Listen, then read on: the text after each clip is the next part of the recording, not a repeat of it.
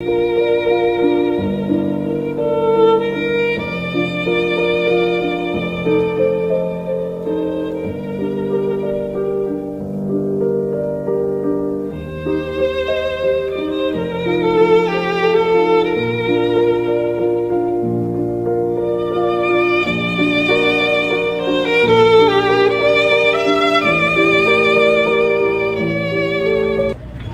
gente, boa noite. Semana passada foi interessante, né? A gente falou um monte de coisa sobre evangelho, problema de tradução, de cópia. Mas eu tranquilizei todo mundo que eu falei, não tem problema, semana que vem vai ser pior, né? Então, semana passada vocês estavam tranquilos, vai piorar bastante hoje. Mas antes de melhorar, essa dúvida que a gente tem, né? Nós somos cristãos, nós de alguma forma, direto ou indiretamente, a nossa fonte de conhecimento vem da Bíblia. E se ela foi toda alterada e adulterada, né, a gente sempre tem uma pulga atrás da orelha aí. Então, hoje, no final do dia de hoje, a gente vai se tranquilizar, mas até lá vai piorar. Então, a gente vai falar um pouquinho sobre a história do cristianismo, que explica a história das adulterações do Novo Testamento e por que a gente acabou tendo 41 mil denominações de cristianismo ao longo desses 2000 anos aí. Então a gente mostrou isso aqui semana passada, falamos em alguns detalhes, né, de que é composto o Novo Testamento, que é da onde vem a informação que Kardec tinha sobre Jesus, para nos, né, passar essa informação. Aqui a gente vê uma lista, simplesmente uma lista desses, são chamados livros, né, 4 livros do Evangelho, um livro de conto histórico, etc. Então aqui é pura e simplesmente uma listagem. Vamos pegar esses livros aqui e colocar numa ordem cronológica, que a coisa vai ficar muito interessante. Então eu vou colocar aqui uma linha de tempo, a gente vai do ano de mais ou menos 50 aí até 2000. Nós vamos fazer uma linha de tempo muito grande. Bom, aqui, tá? Isso daqui é a tradição histórica, isso daqui vem dos historiadores. Não vem de Kardec, não vem de ninguém, é dos historiadores que estudam, né, aqueles que se dedicam a vida inteira, às vezes. Quantas vezes nós vimos aqui um filme semana passada, o pessoal, né, remontando fragmentos de manuscritos encontrados, é uma coisa maravilhosa. Então tem gente que se dedica a vida inteira a isso.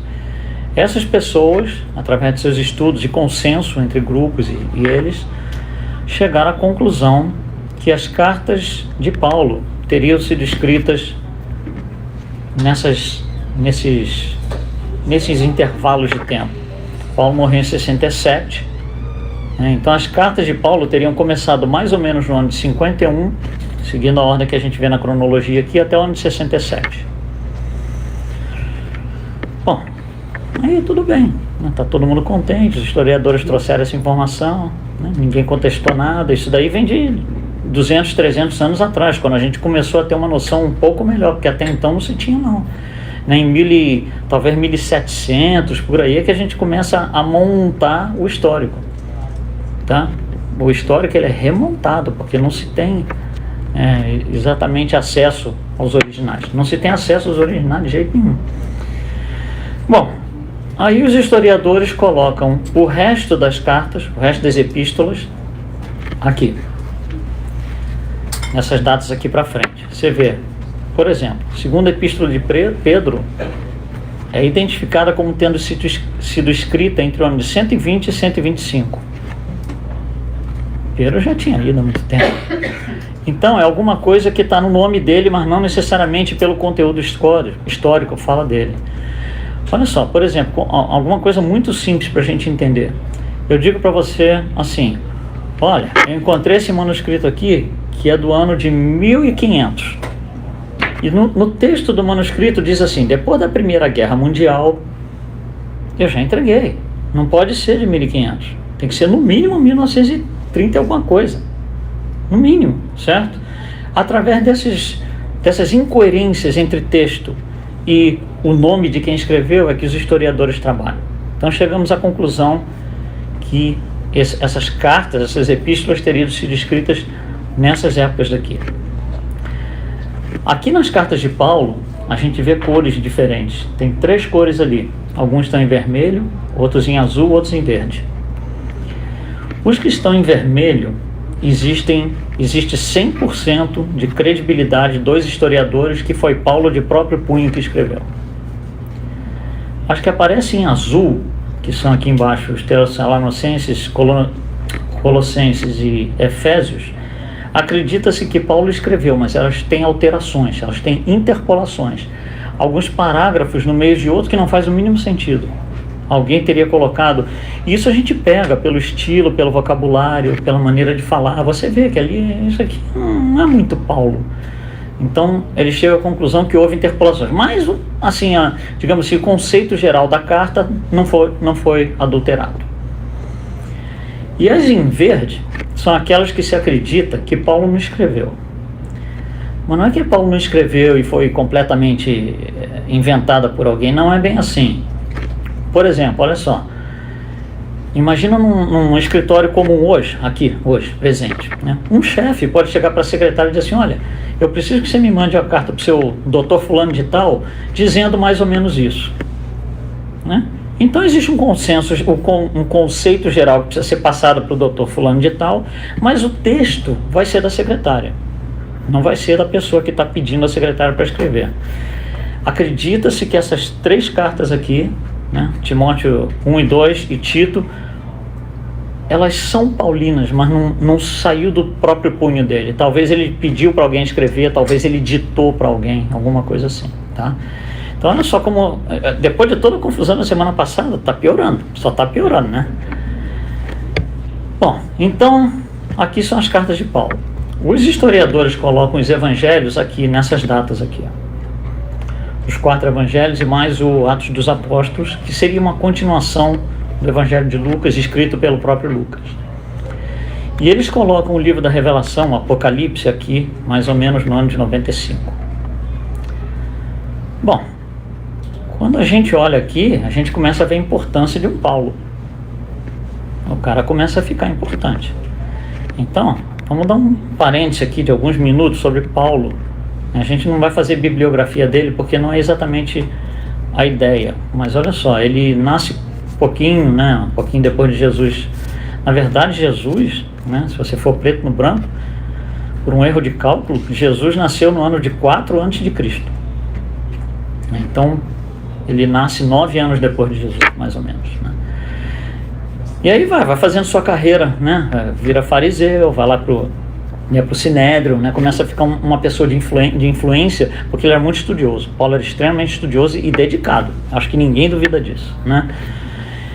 E aí passamos pelo apedrejamento de Estevão. A gente não vai entrar em detalhes hoje, porque não é objetivo nosso do seminário, né? Ele sai para fazer as suas viagens a Damasco, começa a viajar, vai para várias cidades, faz 4 viagens importantes, né? O mapa aqui mostra alguma delas. A gente vai passar por cima, porque o objetivo é só ter uma visão panorâmica de Paulo. Ele faz 4 viagens, acaba sendo preso em Roma, é solto, é preso de novo, né, e acaba então morrendo lá em Roma. Então nós estamos falando aí de 30 e poucos anos de dedicação à causa. Seja essa causa como Saulo ou como Paulo. Bom, isso aqui é o livro Paulo Estevão, né, que é outra história. Mas aqui, né, a gente vê quem é Paulo. Então, por que ele é uma pessoa que ficou tão importante olhando o slide anterior? Porque ele escreveu todas essas cartas por causa da formação que ele tinha. E não só isso, da dedicação e o empenho que ele tinha naquilo que ele fazia. Então, quando ele, né, depois que ele cai do cavalo, literalmente, né, e vira, né, se converte de Saulo para Paulo, muda seu nome, ele continua com o mesmo empenho que ele tinha. Só que ele tinha empenho fazendo uma coisa, agora ele tem o mesmo empenho fazendo outra coisa. O empenho da pessoa é o mesmo. Só que ele aprendeu que as coisas tinham que ser diferentes. Então ele é uma pessoa que, nesse início de cristianismo, ele é uma figura chave. Tanto quanto qualquer dos 12 apóstolos. Paulo não conheceu Jesus, a não ser quando ele cai do cavalo. E aí já não era Jesus físico, né? Bom, então vamos voltar aqui nesse slide aqui. Aí a gente olha assim e fala: tem alguma coisa errada aqui, muito errada. Porque olha só, como que Paulo aprendeu tudo o que ele sabia sobre o cristianismo? Como é que ele aprendeu? Lendo os manuscritos, certo? Mas o primeiro manuscrito foi escrito no ano 70. Como é que pode? Como é que ele escreveu 13 cartas antes do primeiro evangelho? Pelos padrões da história. Não fica incoerente isso? Não fica estranho? Não está batendo, as informações não estão batendo. Bom, aí a gente vai lá em Paulo Estevão, que está escrito lá essa frase que é tirada do livro, né, onde ele está contando um pouco do que aconteceu com ele, da sua história e tal. Ele diz, e pergunta para ele, mas como é que você sabe isso? Como é que você aprendeu essas coisas? E isso é no ano de 35. Está lá no livro, Paulo Estevão. E aí ele responde, olha, eu aprendi porque eu tenho uma cópia integral das anotações de Levi, que é Mateus, cobrador de impostos em Cafarnaum. Então, olha só, peraí. Então nós estamos com uma incoerência muito grande, porque se no ano de 35 existia o Evangelho de Mateus, como é que a história coloca o Evangelho de Mateus lá no ano de 75, mais ou menos, 74, 75? Está esquisito. Aí a gente cai no certo ou errado, que não é assim que a gente deve pensar, mas a gente sempre cai, não, um está certo, outro está errado. Não é um está certo, outro está errado. Os critérios são diferentes. O critério de avaliação dos historiadores são documentos e manuscritos físicos que eles colocam a mão no manuscrito, leem, interpretam e dali tiram sua conclusão. Essa informação daqui, em amarelo, ela vem por outro mecanismo, que é o mecanismo mediúnico. Então os critérios são diferentes. Critérios diferentes vão dar resultados diferentes. Não significa que um está certo ou está errado, ou vice-versa. Significa que estão usando critérios diferentes. Por exemplo, a história, os historiadores jamais vão usar um livro mediúnico como critério histórico. Isso jamais vai acontecer. Mas não invalida o critério mediúnico, né? Então, para nós que temos o duplo conhecimento, o que vem da história e o que vem da via mediúnica, a gente consegue conciliar as coisas. Então nós não estamos dizendo que a história está errada, nós estamos dizendo, eles estão interpretando assim porque eles usam outro critério. Ponto, acabou, vamos em frente. Ninguém vai para cadeia, não é para botar ninguém na cruz, né? Então essas incoerências vão aparecer ao longo da história todinha, tá? Bom, aí olha só, por que isso acontece, isso aqui? Porque a história vai pelo contato físico que eles têm com os manuscritos. O manuscrito mais velho que a gente tem não é nem um manuscrito, é um pedacinho de fragmento. Essa é a foto original do fragmento, do tamanho de um cartão de crédito. Você vê aqui as dimensões, olha, 2,5 polegadas por 3,5 polegadas, é o tamanho de um cartão de crédito. É o fragmento mais antigo que a gente tem. Ele é chamado de P52, acredita-se que ele é do ano entre 180 e 200. Ou seja, 150 anos depois de Jesus. Se a gente não tem nada anterior a isso, né, se os historiadores não têm nada anterior a isso, como é que eles vão concluir que no ano de 35 tinha o Evangelho? Não vão conseguir. Então olha só como os critérios são diferentes. Então nós não temos nenhum dos originais de nenhum Evangelho, nenhuma carta, nenhuma epístola, nada. Não temos nada disso. A coisa mais antiga que a gente tem é esse fragmento aqui.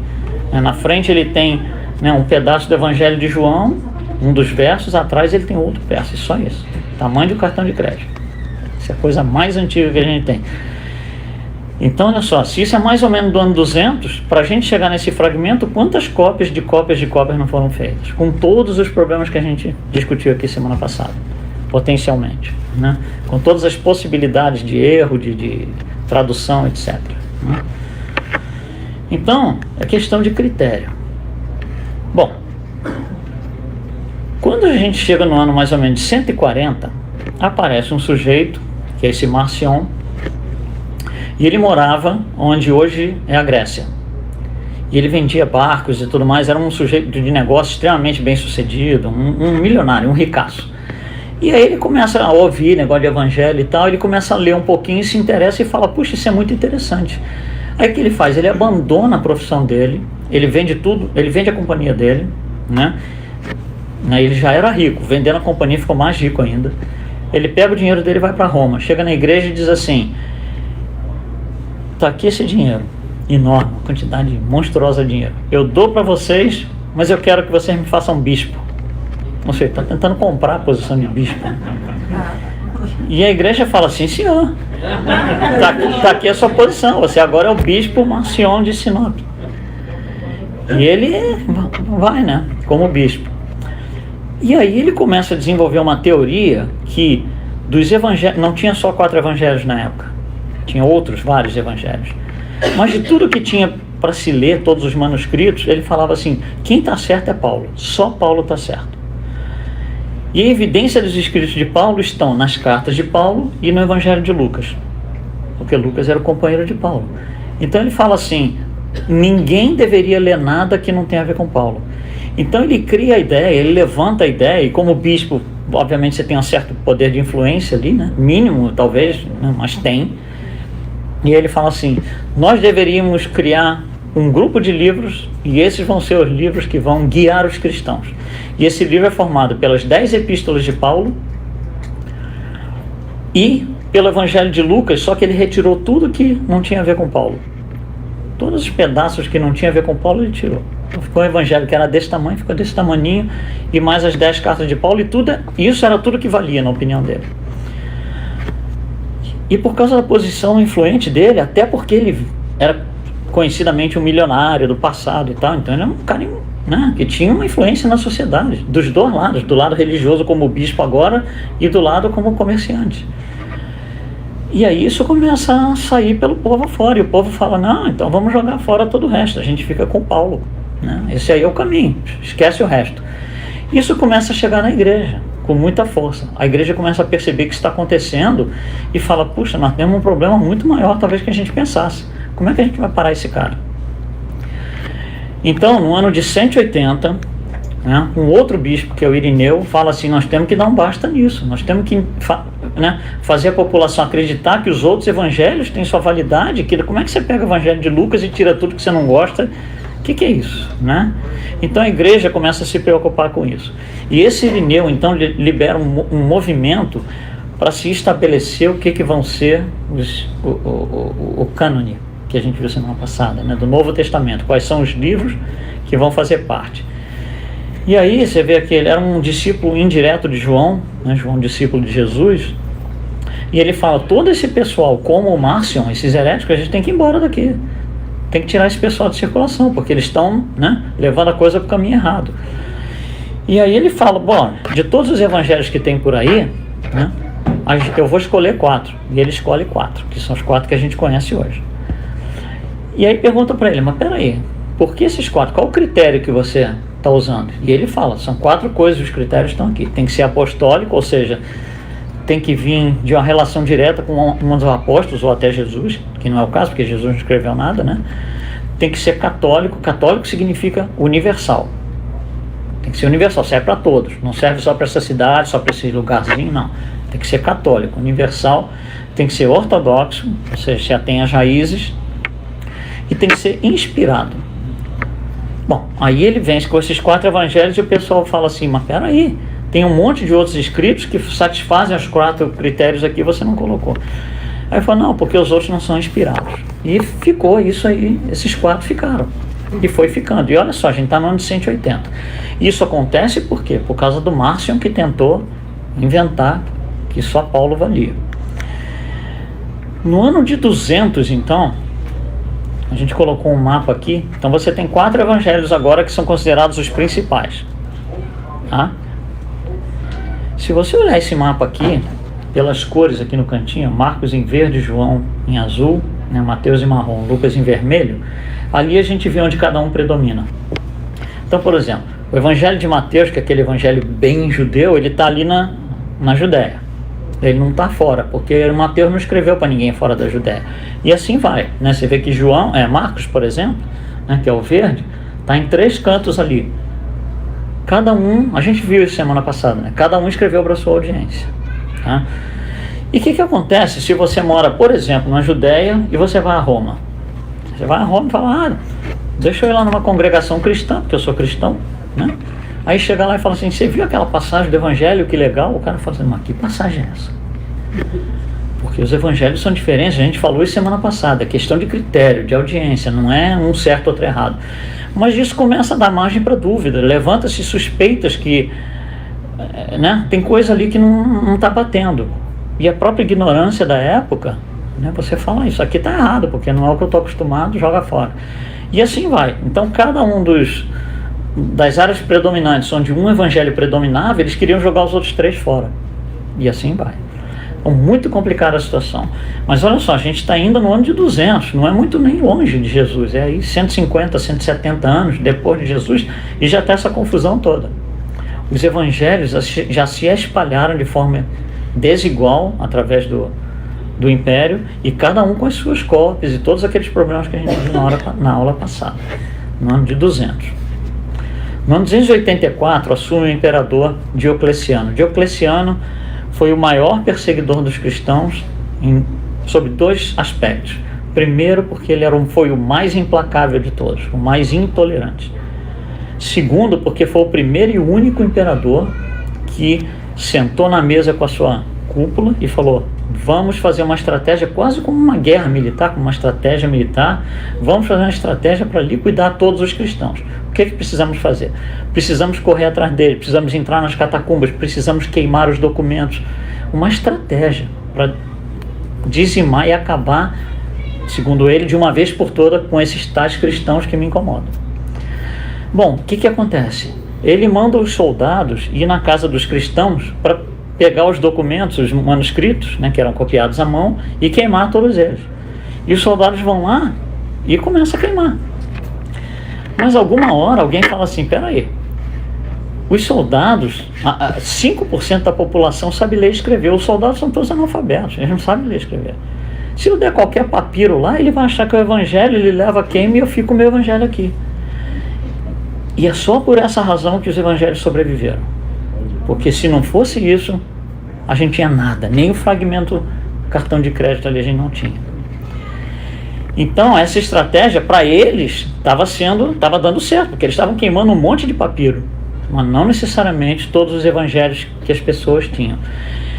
E como estratégia, digamos assim, militar, né, de sair a infantaria matando todo mundo, dizimando todos os cristãos, eles começam a caminhar dentro do império, né? Basicamente dizimam todos os cristãos do lado leste do império e começam a vir para o lado oeste. Quando eles começam a vir para o lado oeste, uma certa hora, aí você vai vindo lá onde hoje é a Itália, né? Você vai vindo para a França, Espanha, Portugal, né? Quando começa a chegar no meio da França, eles acham que já está muito longe, lá não tem mais ninguém. Vamos parar por aqui, já não tem mais ninguém, porque se não tivesse parado também não sobrava ninguém. Olha que interessante, né? Então a gente, quando tem essa informação por via mediúnica, a gente fala assim: por que será que eles pararam? Né? Teve a mãozinha lá de cima para que isso acontecesse. Mas como estratégia, se você pensar preto no branco, não teríamos cristianismo mais hoje, porque a gente não teria como divulgar, como os ensinamentos sobreviveriam. Bom, em 305 o império está muito grande e ele divide o império em 2. Então você fica o império do leste e o império do oeste, com 2 imperadores diferentes, né?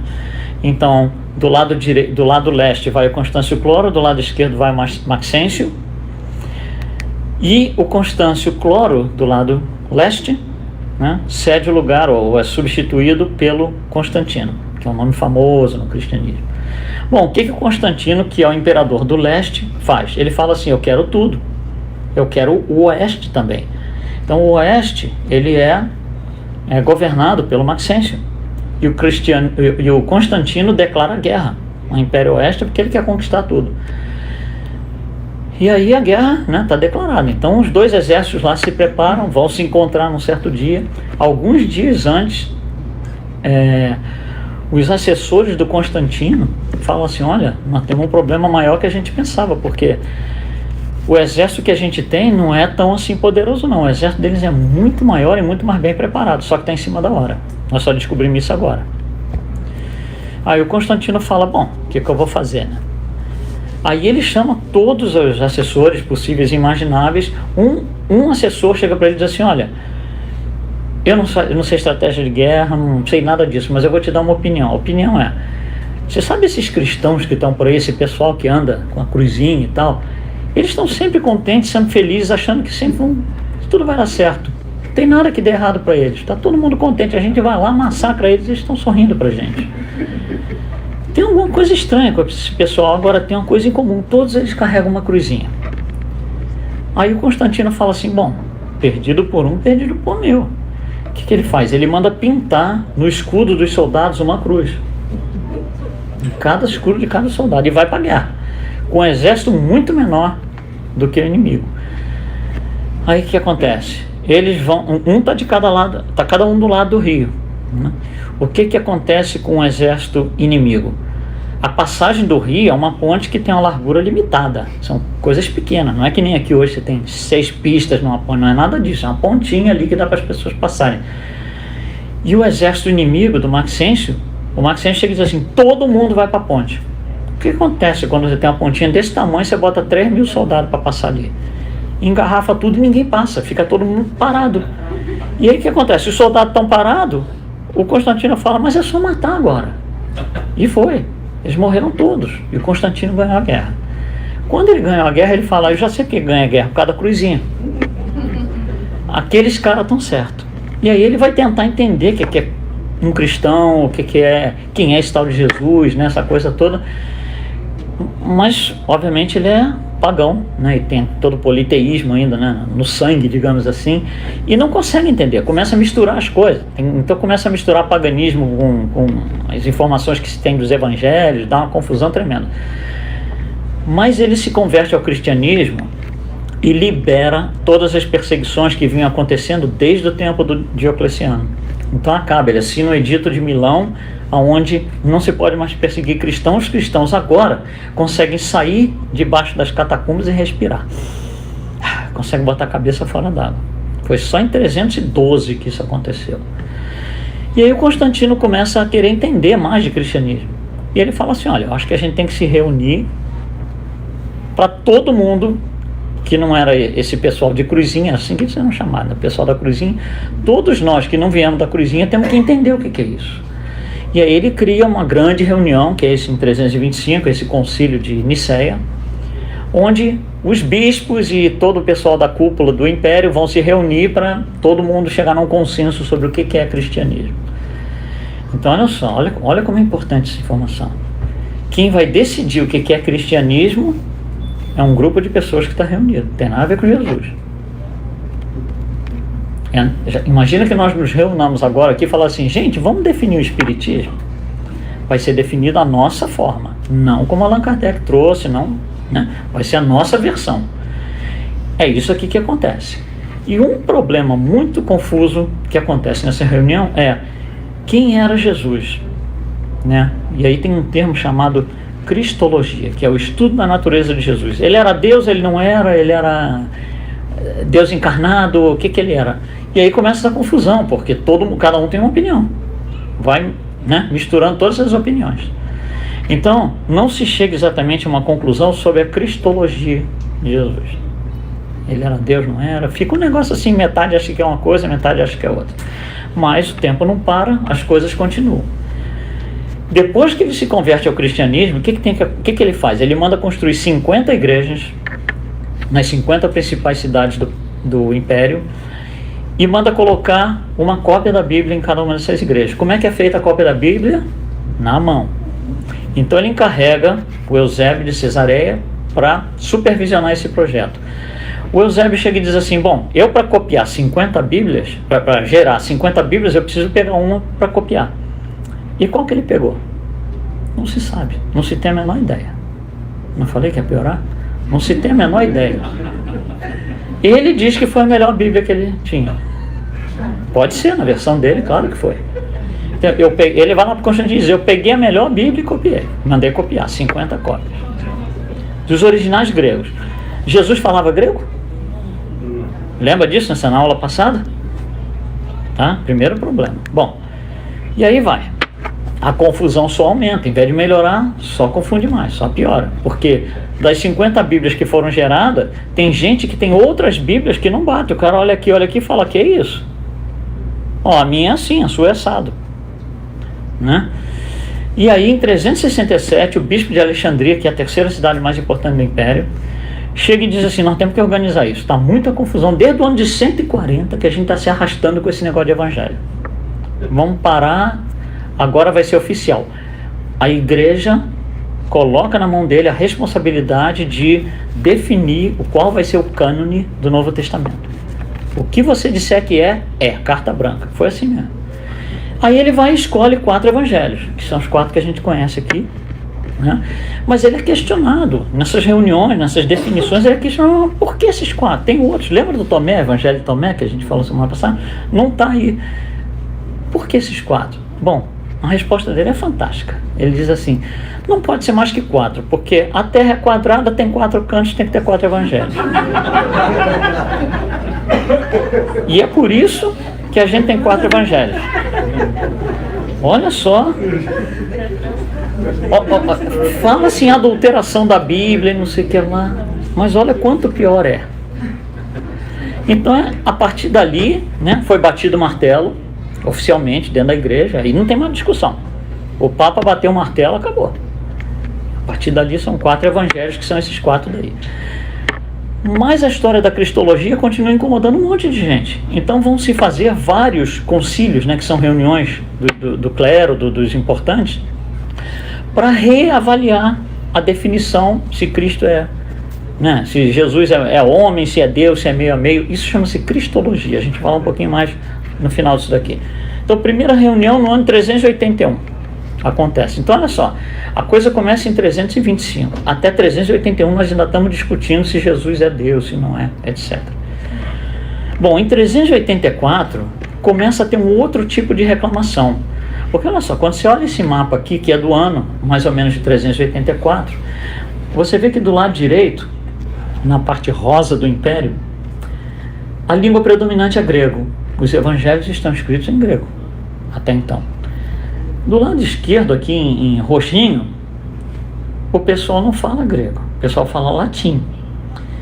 E o pessoal de cá começa a falar, olha, é injusto isso, porque vocês têm acesso a algo que está na língua de vocês, vocês podem estudar e entender, nós não temos. Isso é injusto, e nós somos parte do Império. E o Império é cristão, por definição do imperador. Então, é convocado, né, uma pessoa do clero, que é o Jerônimo, para pegar a Bíblia em grego e fazer uma tradução para o latim. Aí qual Bíblia que ele pega? A melhor. E qual a tradução que ele coloca? A melhor. E assim sai a Bíblia em latim, que vai sofrer 2 alterações muito grandes aqui em 1593 e 1979. Bom, então agora nós temos pelo menos a Bíblia em 2 línguas que satisfaz aí entre a gregos e troianos, ou seja, a gregos e latinos, né? E aí meio que acalma a coisa. Agora eu estou contente. Agora, o que o cara está lendo onde hoje é a França é a mesma coisa que o cara está lendo lá onde hoje é a Turquia? De jeito nenhum. De jeito nenhum. Bom, em 431 tem que fazer examinar de novo essa história da natureza de Jesus. Nesse concílio fica definido que Maria era virgem. Foi definido aqui, por um grupo de homens que sentaram numa mesa e definiram, Maria era virgem. Bom, em 451, de novo volta a coisa à tona. Esse negócio da cristologia não está bom, vamos fazer outra reunião para confirmar a natureza de Jesus. E aí, essas reuniões vão até quando? Pelo menos até 2022. Não é? Não é? Pelo menos até 2022. Daqui para frente não sei. Em 535 aparece uma coisa interessante. O imperador em 535 ele já tem um poder muito grande. Ele já tem poder tal que ele diz para o Papa o que fazer. Então ele já está acima da igreja. E aí o Papa era o Virgílio I e o imperador era o Justiniano. O Justiniano era casado com a Teodora. A Teodora veio, né, das meretrizes. Ela era uma meretriz. Ele se apaixonou por ela, casou com ela e tal, subiram, né? E aí o que acontece? Ela começou a humilhar as antigas colegas de trabalho. Ela ia na cidade, ia lá onde elas ficavam, começava a humilhar, pisotear, né? Implicar com as moças.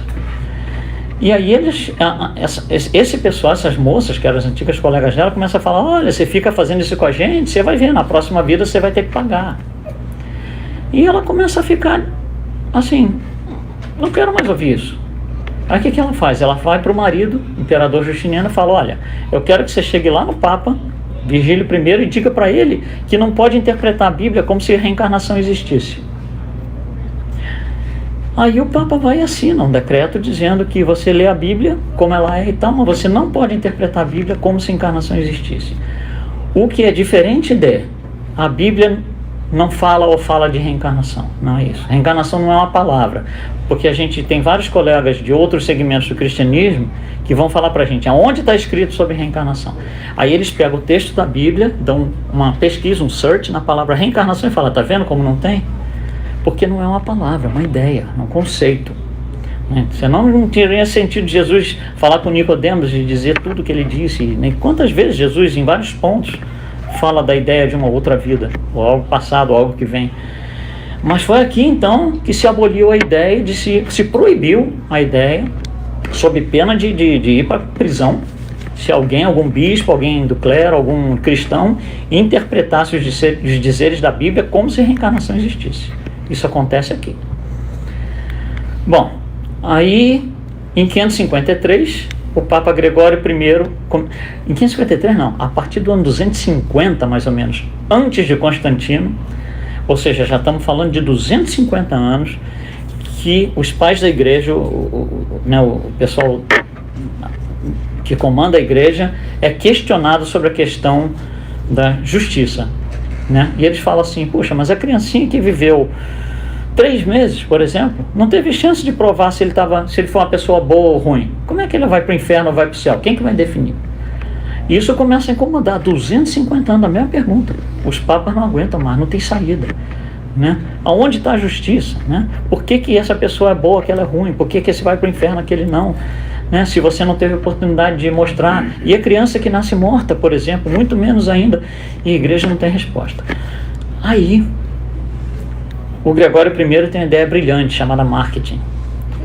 Ele fala assim: eu vou criar um negócio que é um meio termo, que agrada os dois, purgatório. Ele fala assim: não, na verdade o que acontece é que a criancinha lá e tal, as pessoas vão para uma sala de espera, que é a ideia do purgatório, é isso, é uma sala de espera, né? Vão para a sala de espera e aí vão, né, ser julgadas depois, vai ser analisado cada caso individualmente para ver se ela vai para o céu ou para o inferno. E aí vem uma ideia em cima dessa que é melhor ainda. Fala assim: olha, enquanto eles estão na sala de espera, vocês que estão vivos aqui, vocês podem orar por aquelas pessoas, né? Como é que você vai orar? Você paga para os padres que eles oram pela pessoa. E aí, isso aqui é a famosa venda de salvação. Então a igreja começa a vender salvação na porta das igrejas, né? Bom, em 622 começa o islamismo. Olha só, se você olhar esse mapa aqui, o islamismo começa em 622. Em 680, ele já domina tudo isso aqui. O que acontece com essa dominação? Aonde está o Império Romano? Começa a interferir na visão cristã. Você começa a ter congregações e lugares no Império onde o pensamento começa a misturar. Né? Você pega um pouquinho do cristianismo com um pouquinho do islamismo, começa a complicar um pouquinho a coisa. E aí você vai começando a formar outros cristianismos diferentes, por influência do Islã, né? Bom, então nós estamos aí no ano de 680 mais ou menos, né? Aí tem que fazer nova reunião, porque os islâmicos disseram que é assado, a gente achava que era assim, vamos fazer outra reunião para definir se Jesus era Deus, né? Nova reunião de cristologia. Olha só, já é a quarta, né? Quer dizer, já é a quinta, né? Já é a quinta. Em 787, numa outra reunião, fica definido que a gente tem que fazer estatuetazinhas e adorar as estatuetazinhas dos santos. Jesus nunca falou nada disso. Nada disso aqui que a gente está falando tem a ver com Jesus, aliás. Em 800, a igreja se une à política, né? O imperador e o papa se unem, é criado o Sacro Império Romano, onde o imperador passa a ter mais autoridade ainda sobre o papa do que antes. Tá?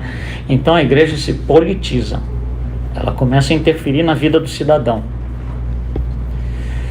Em 1054 acontece alguma coisa que a gente vai falar daqui a pouco, que é o grande cisma, onde a igreja se rompe em dois pedaços, ela se fraciona em duas metades, com duas linhas de pensamento opostas completamente diferentes. Uma vai ser a igreja, os católicos romanos, né? E outra vai ser os ortodoxos. Os ortodoxos estão lá para o leste europeu, né? Onde hoje é a Rússia, aquela área toda, né? Ali eles são todos ortodoxos. Turquia. Bom, em 1096 aparecem as cruzadas. O que é uma cruzada? É uma legião de pessoas comandadas pelo Papa, que são solicitadas, convocadas para ir a Jerusalém e matar todos os islâmicos. Então, olha só, um Papa, que é aquele que zela pelo mundo cristão, aquele que vai divulgar a mensagem de Jesus, aquele que vai, né, dar todo o suporte para que a mensagem de Jesus seja divulgada, ele convoca todos os cristãos para ir lá assassinar os islâmicos em Jerusalém.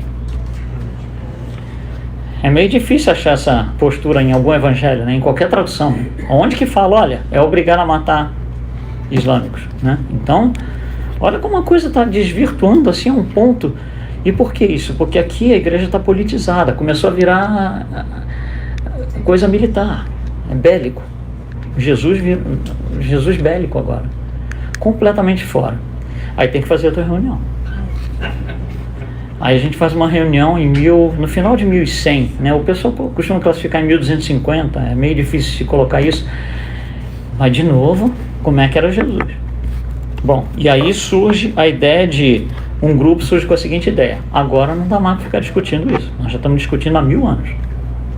Agora é o que eu disser, se você não gostar, você vai para a fogueira. Inquisição. Inquisição começa por causa da cristologia, quem é Cristo, quem não é. A coisa começa a melhorar em 1455, com a chegada da imprensa, porque olha só, até então os manuscritos eram copiados. Copiando o manuscrito, a gente fez a aula inteirinha sobre isso. Tudo que pode acontecer quando você copia manuscrito. Aqui não. Se você coloca na máquina de imprimir, você garante que todas as cópias são iguais. Não tem erro. Se você colocar uma matriz ali, imprimir 6.000 cópias, os 6.000 saem igualzinho. Então começa a diminuir a possibilidade das alterações, das adulterações. Tá? Em 1517, Martim Lutero se revolta contra a venda de salvação na porta das igrejas. Ele fala, não está escrito isso no Evangelho. E ele se revolta a tal ponto, não só com isso, mas esse foi a gota d'água. Ele se revolta a tal ponto que ele sai da igreja e ele é acompanhado por um monte de fiéis. Eles protestam, ali começa o protestantismo, que é a reforma. Bom, neste mesmo ano, aparece um sujeito, um dinamarquês, chamado Desiderius Erasmus. O que esse cara faz? Ele fala assim, eu preciso fazer uma Bíblia melhor do que o que a gente tem. Aliás, as piores cópias, as mais suspeitas que a gente tem nesse tempo todo são do século 12 e 13. Acredita-se que todas as Bíblias geradas ou copiadas no século 12 e 13 são as mais adulteradas possíveis, totalmente fora do original. Aí esse cara, o Erasmus, ele fala assim, não, vamos organizar tudo de novo, vamos voltar para o zero. Então eu vou pegar tudo que eu consigo. Ele teve acesso a 120 manuscritos de várias épocas da humanidade, várias épocas da história, e falou, eu vou colocar uma Bíblia aqui enxutinha, bonitinha, legal. E aí ele começa a trabalhar. Enquanto isso, junto com ele, sem um saber do outro, o Cisneros está fazendo a mesma coisa. Só que o Cisneros está fazendo um trabalho tão minucioso, que levou muito tempo. A Bíblia dele, do Cisneros, ficou pronta em 1517. Mas ele falou assim, eu ainda quero revisar mais uma vez. Nisso daí ele morreu. E os filhos dele não se deram conta do que estava acontecendo com Erasmus e só publicaram a Bíblia do Cisneros em 1522. Portanto, 5 anos depois do Erasmus. Só que, como ela veio depois, a Bíblia do Erasmo já estava bem estabelecida, já tinha conquistado muito dos leitores, já era a Bíblia de referência. Então a Bíblia do Cisneros ficou meio que abandonada, sendo que esta teria sido a tradução mais próxima do original, a do Cisneros. É a mais próxima que a gente tem dos originais. E ela nunca veio à tona, porque ela foi publicada 5 anos depois da Bíblia que dominou, né, a vontade da população, assim.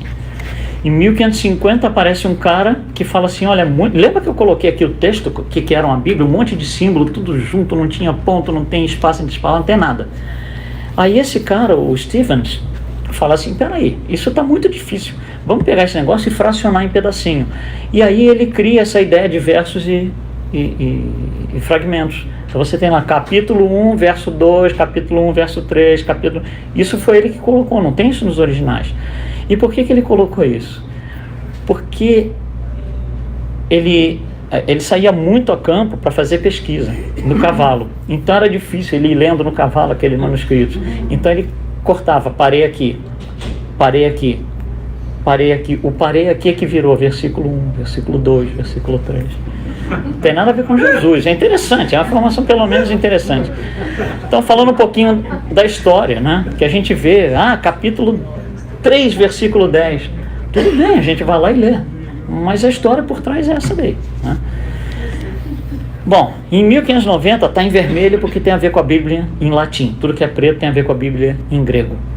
1590, né, nós tínhamos a Bíblia em latim do ano de 384 e o Papa Sixtus V, ele assume e fala, eu não estou gostando da Bíblia que nós temos, é muito velha, é de 384, nós vamos melhorar essa Bíblia.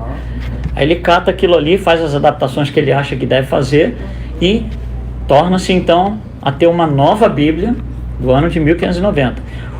Aí ele morre, o Papa em seguida fala assim, não, eu vou fazer em cima da sua, porque a minha vai ser melhor ainda. Então em 1592 o Papa muda a Bíblia que tinha sido feita 2 anos atrás pelo Papa anterior. Olha só que bagunça.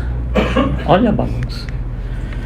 Bom, em 1611 aparece a Bíblia que é o King James Version, né, que é uma das provavelmente mais famosas do mundo, né, na língua inglesa. É a Bíblia de referência dos países da língua inglesa. De todas as Bíblias da língua inglesa, a Bíblia mais adulterada que se conhece é a Bíblia King James Version do ano de 1611. É a Bíblia mais adulterada que se conhece, comparando os manuscritos todos, desde o primeiro lá, o fragmentinho, até o ano de 1611. É a mais adulterada de todas. E aí, um cara, que é dois irmãos, os Elseviers, pegam essa Bíblia do King James e falam, não pode botar um negócio desse na praça, porque isso é uma abominação, isso aí está tudo adulterado. Eles pegam então a Bíblia do King James com os originais anteriores e fazem uma espécie de uma compilação para tentar voltar às origens. Mas lembra que eu falei que se você pega uma aqui, Jesus subiu do morro e falou, Jesus desceu do morro e falou, aí eu vou falar, então Jesus não fez nada, Jesus falou. Quando eu coloco assim, eu crio um novo evangelho. Porque esse era um evangelho, esse era outro, eu acabei de criar um novo. Então, esses irmãos, eles criam um novo. Só que teve uma aceitação fantástica, por causa da facilidade da linguagem. Então isso passou a ser chamado de Textus Receptus, chama-se de TR. Tá? Esse TR é a referência para todas as Bíblias de língua inglesa hoje. Todas as Bíblias de língua inglesa usam essa daqui como referência. Todas as Bíblias de língua latina saem daqui, dessa daqui. Por que a gente está falando tudo isso? Porque Kardec teve que ler a Bíblia, porque ele recebeu uma resposta dizendo Jesus é o modelo, pergunta 625, ele tem que entender quem é Jesus. Então ele vai pegar a Bíblia. Que Bíblia que ele pegou? Né? Então, por isso que a gente está contando essa história toda. Então ele pega uma Bíblia em francês que vem daqui. A história da Bíblia em francês é isso daqui. Tá? E dali as outras línguas latinas vão seguir todas a partir daqui da Bíblia de 1592. Bom, em 1707, um sujeito chamado John Mills fala assim, eu não vou escrever uma Bíblia nova, em grego. Ele pegou todos os manuscritos gregos e falou assim, eu só quero contar quantas diferenças tem. Então ele pega 200 manuscritos que ele encontrou de anos anteriores e começa a compilar. Ele conta que há, no mínimo, 30 mil adulterações na Bíblia. Em textos, em frases, em pulou frase, em escreveu letra errada. Tem 30 mil adulterações. Olha que coisa séria. Nossa Senhora. Bom, aí a gente, continuando na história, isso aqui a gente vai falar semana que vem. Em 1750 vem algo chamado Iluminismo. Em 1800 vem algo chamado Revolução Industrial, semana que vem. E aí vem Kardec. Depois de Kardec, a aula que vem é sobre a chegada do Espiritismo. É sobre como isso aqui ocorre. Depois de Kardec, em 1870, nós temos algo especial que a gente também vai falar semana que vem, que é esse livro Roma e o Evangelho. Então, a nossa semana que vem é falando sobre a chegada do Espiritismo e essas coisas aqui. Tá? Bom, como essas Bíblias então vieram parar nas nossas mãos? Olha só, Constantino pede aquelas 50 Bíblias, né? Elas foram feitas através dos melhores manuscritos gregos, ele pegou o melhor, né? Gerou, dali ela é traduzida para o latim, alterada por um papa, alterada pelo segundo papa, e dali saem as Bíblias de língua latina. Isso é o que a gente viu aqui na ordem cronológica. Isso em latim, em grego, né? Então em grego, o dinamarquês, o Erasmus, pega o melhor manual que tem, claro, ele sempre pegou o melhor. E o que acontece? Olha, deixa eu tentar me controlar para não rir, né?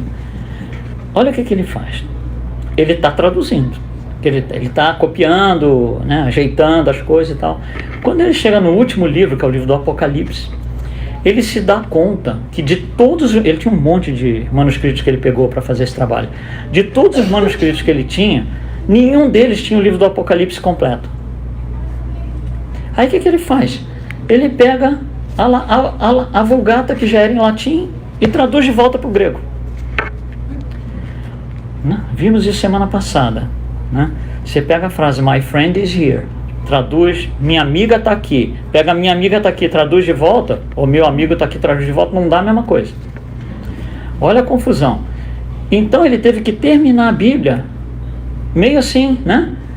Ajustando as coisas, porque o resto da Bíblia que ele tinha que puxar do grego, ele não tinha os originais, ele não estava completo, ele puxa do latim e traduz de volta para o grego. Isso daí vai gerar as Bíblias de língua inglesa. King James sendo uma delas. Tá? Bom, então vamos tentar começar, né, a melhorar agora. Chega, né?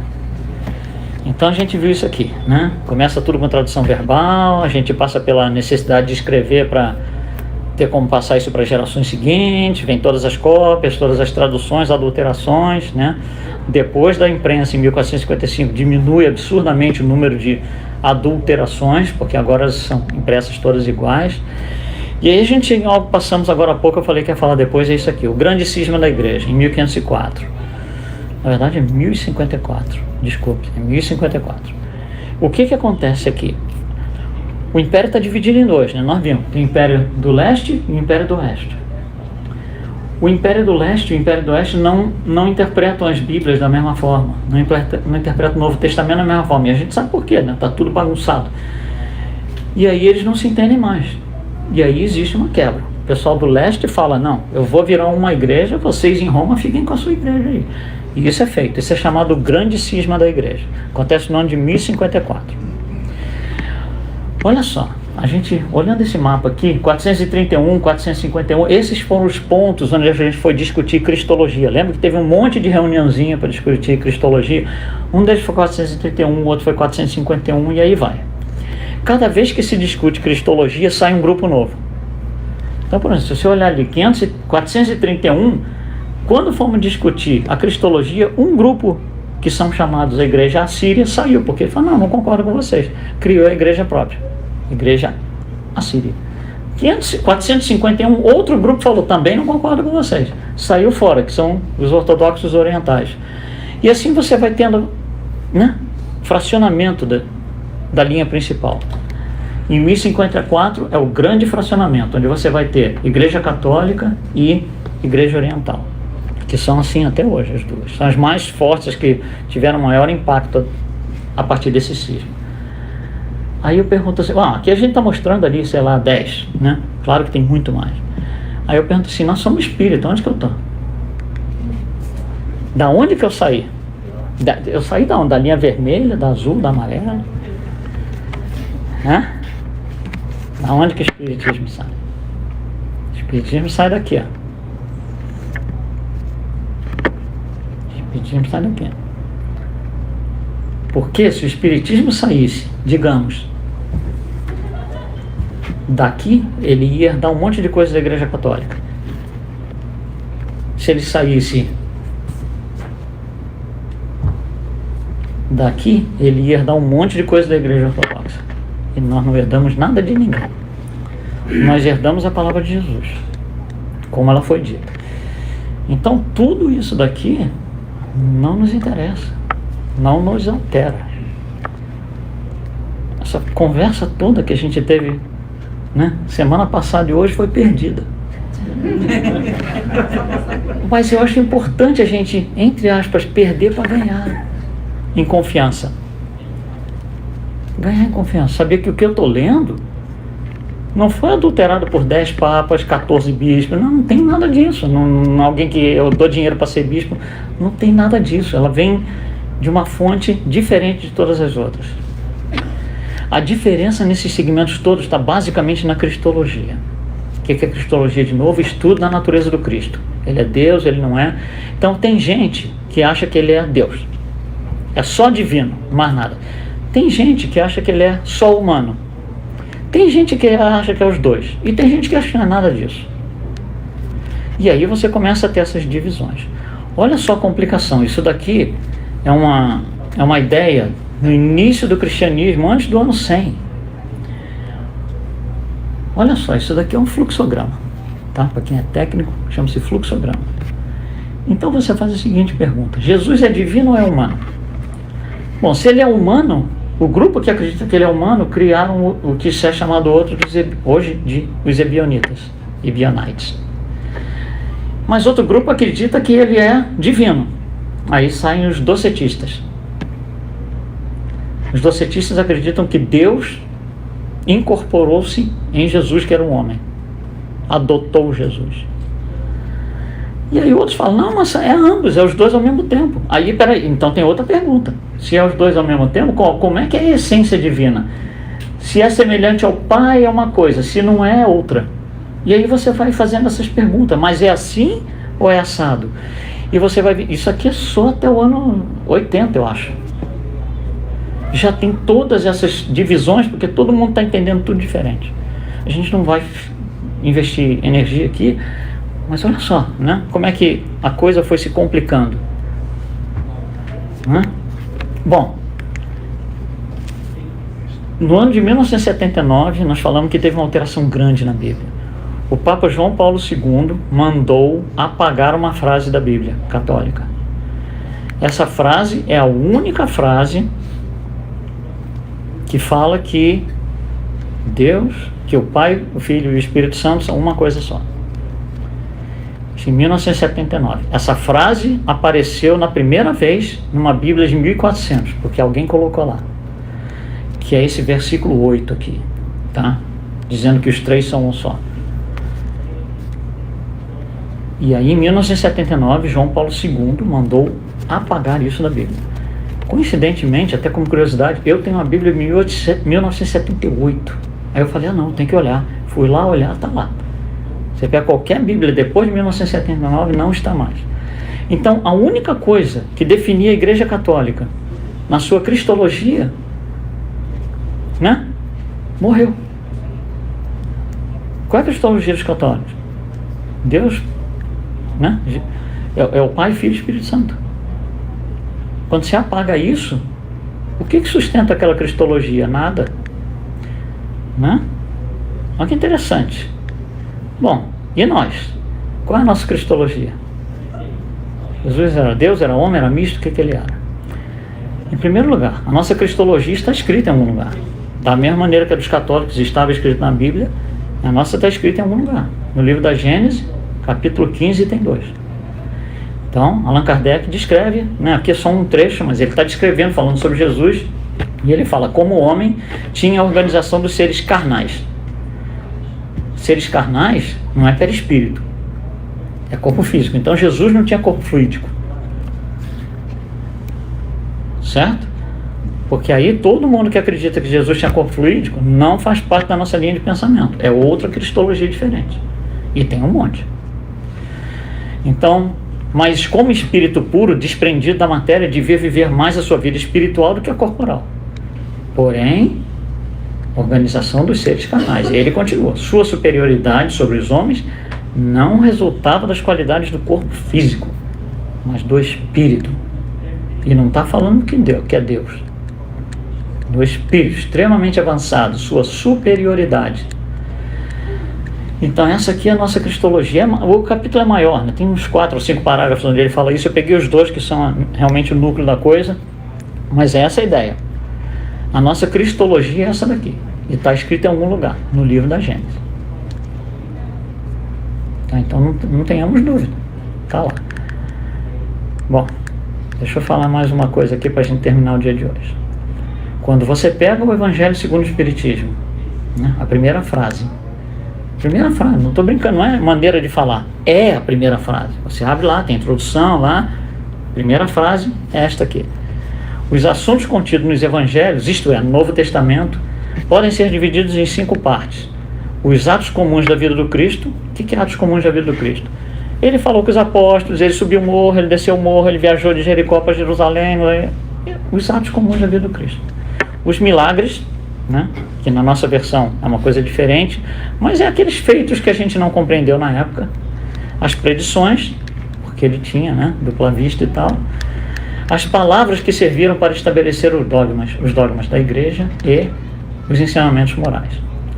Está escrito isso, é a primeira frase do Evangelho segundo o Espiritismo. A segunda frase é: se as 4 primeiras, são 5, se as 4 primeiras têm sido objeto de discussões, o ensinamento moral permanece inatacável. E diante dele, até mesmo os incrédulos se curvam. O que o Espiritismo quer? Saber se Jesus morreu na quinta ou na sexta-feira? Nos interessa isso? Saber se Jesus foi do leste para o oeste ou do oeste para o leste? Saber se Jesus subiu o morro, desceu o morro? Nada disso nos interessa. Tem só uma coisa que nos interessa: o ensinamento moral. E esse ensinamento moral, todos os historiadores, todo mundo que mexe com isso acredita que ele está intacto. Essa é a garantia que nós temos de que o que a gente lê, que Allan Kardec nos trouxe, é o que é. É o que Jesus falou ali. E nós temos que ter essa confiança de que é muito interessante saber todas essas adulterações. Eu podia ficar falando aqui 5 dias sobre as adulterações na Bíblia, não tem nem sentido. Falamos algumas, até para nos assustar a nosso próprio favor, para nos dar confiança de pode adulterar o quanto você quiser. Eu estou olhando o ensino moral. Tá bom? Semana que vem a gente então vai entrar na chegada do Espiritismo depois de toda essa confusão. Obrigado a todos então, até semana que vem.